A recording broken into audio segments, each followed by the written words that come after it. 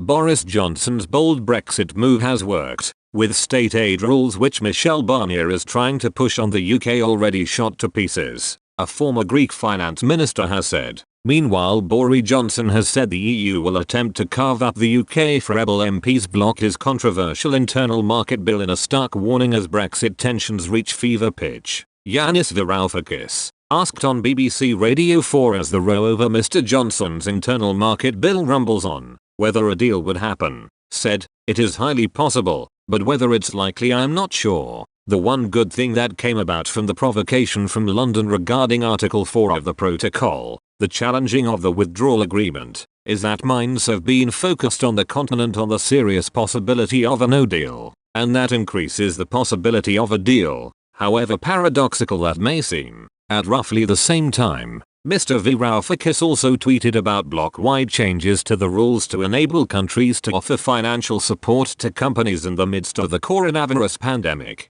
He said, "This relaxation is going to be permanent and will extend well beyond financing airlines et al. Measures are already underway that violate EU competition policy," asked Ms. Vestager, the European Commissioner in charge of competition. The state aid and competition rulebook that Barnier is pushing on the UK has been shred to pieces. Mr. Johnson insists the legislation, which will override parts of the withdrawal agreement he signed last year, is required to end EU threats to install a blockade in the Irish Sea. The move has caused considerable disquiet in Westminster, not least among his own backbenchers, with Bob Neill, MP for Bromley and Chislehurst, putting forward an amendment which would effectively veto the bill. The Prime Minister said failure to implement the bill would allow Brussels to carve up our country and seriously endanger peace and stability in Northern Ireland. Writing in the Telegraph, Mr. Johnson claimed the bloc would to impose a full-scale trade border down the Irish Sea which could stop the transport of food from Britain to Northern Ireland.